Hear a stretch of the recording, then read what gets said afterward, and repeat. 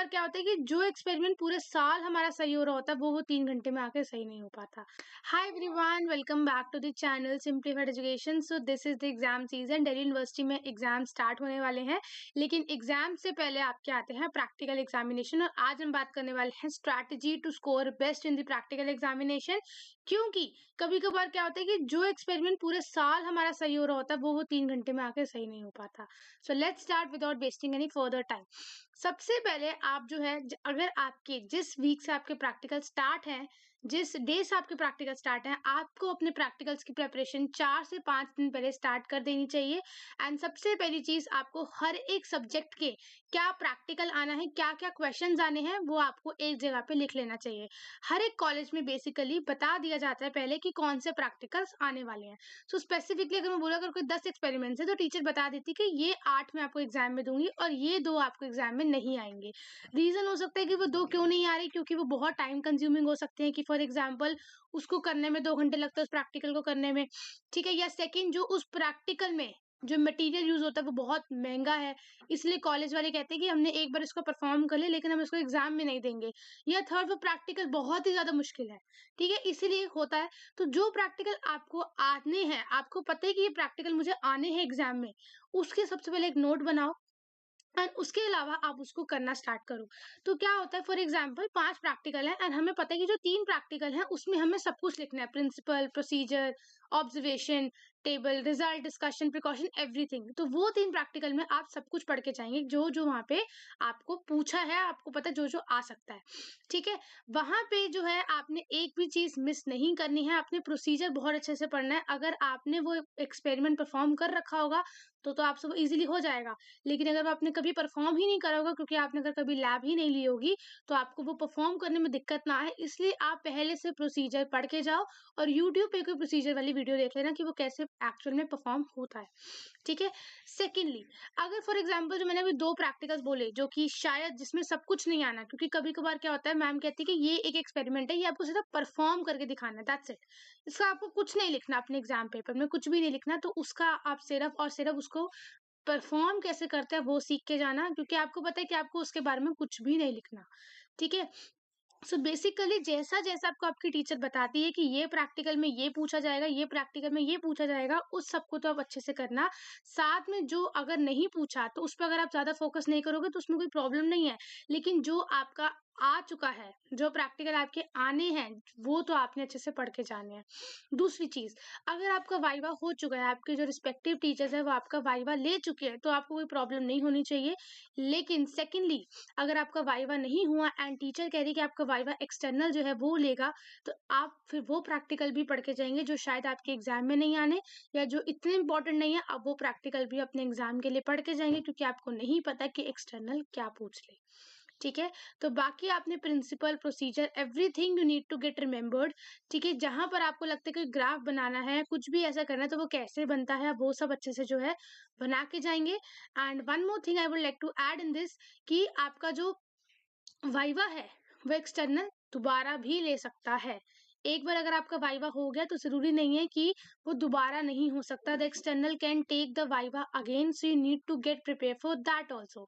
दूसरी चीज, कभी कभार क्या होता है, टीचर कहती है 4 एक्सपेरिमेंट है, इसमें कोई 2 दे दूंगी, लेकिन वो 2 मैं नहीं अभी बता रही, वो मैं 2 भी नहीं बता रही, वो मैं एक्सटर्नल जब आएगा तो उसके साथ मैं डिस्कस करूंगी, ठीक है। वो अगर बोलेगा कि मैम अपने हिसाब से आप दे दो, आपको जो अच्छा लगता है, तो मैं वो 2 इजी वाले दे दूंगी।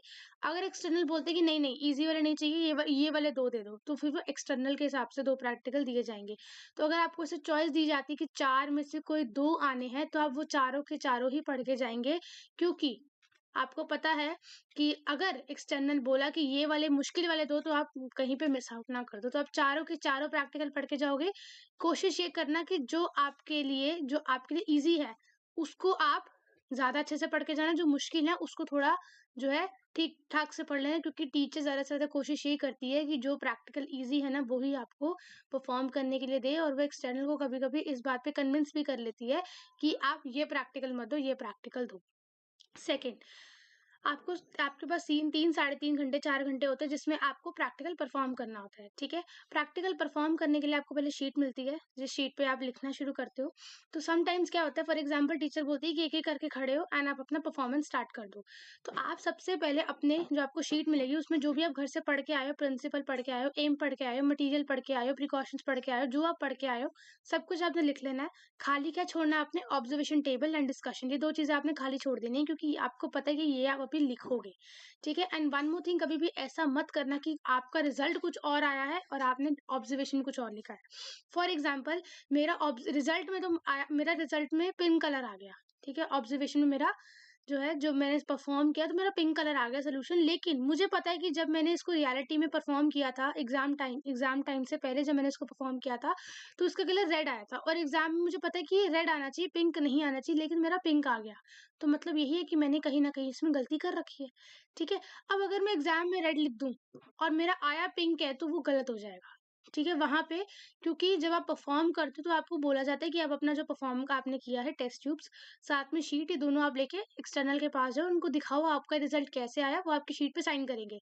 अगर उसने देखा कि मेरा टेस्ट ट्यूब पिंक है, लिखा मैंने रेड है, वो वहीं पे काँटा मार देगा। सो बी ऑलवेज़, आप ऑनेस्ट हो अपने रिजल्ट के साथ, जो आपका रिजल्ट आया आप उसी को लिखो, ठीक है? कोशिश करो कि एक बार और परफॉर्म कर लो, हो सकता है कोई रिएजेंट हमने मिस कर दिया हो डालने के लिए, तो उसको आप अच्छे से जो है दोबारा कर लो। लेकिन अगर आपको लगता है बार-बार कंसेक्यूटिव करने के बाद भी आपका रिजल्ट वो नहीं आ रहा जो आना चाहिए, सो तो जो आया है आप उसी को आप जो है लिखो, ठीक है? And be honest with it. घर से रीडिंग्स याद करके जाना या घर से ऑब्जर्वेशन टेबल याद करके जाना, ये मत करना। जो वहाँ पे सच में आपको रिजल्ट आता है आप उसी को लिखना, ताकि एक्सटर्नल को लगे कि एटलीस्ट इसने ट्राई तो किया है, ठीक है? आपने रिजल्ट कुछ और आया, आपने ऑब्जर्वेशन में कुछ और लिखा, जो दोनों चीजें मैच ही नहीं कर रही हैं, फिर वो मार्क्स जो है कट सकते हैं, ठीक है? सो ट्राई कि सबसे पहले सब कुछ लिख लो, फिर आप उसको परफॉर्म करो, फिर जो ऑब्जर्वेशन आएगी उसको आप जो है अपनी शीट पे लिख लो। एट द एंड सारे एक्सपेरिमेंट्स आपने करे हैं, इसको आप अच्छे से चेक कर लो।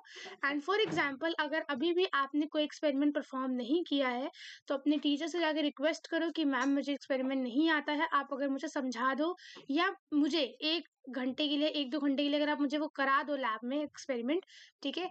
तो अगर आप अपने टीचर से रिक्वेस्ट कर सकते हो तो प्लीज़ डू फॉर इट। अगर टीचर नहीं मानती है तो आप प्लीज़ अच्छे से प्रोसीजर ज़रूर पढ़ के जाना एंड एक बार यूट्यूब पे उसका वीडियो लेक्चर देख लेना, ठीक है? कोई भी डाउट हो मुझे कमेंट सेक्शन में ज़रूर बताना। One more thing, be confident. घर से अच्छे से सारे एक्सपेरिमेंट्स पढ़ के जाने हैं फॉर वाइवा, लेकिन जो एग्ज़ाम में आना है उसको ज़्यादा अच्छे से पढ़ के जाना है।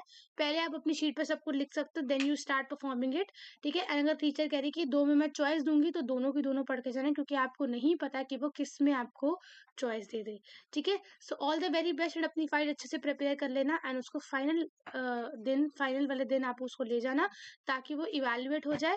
अगर तो इंडेक्स साइन है तो ठीक। तो कोई भी डाउट हो मुझे कमेंट सेक्शन में ज़रूर बताना। I will see you in the next video. Till then take care. Thank you very much and bye bye.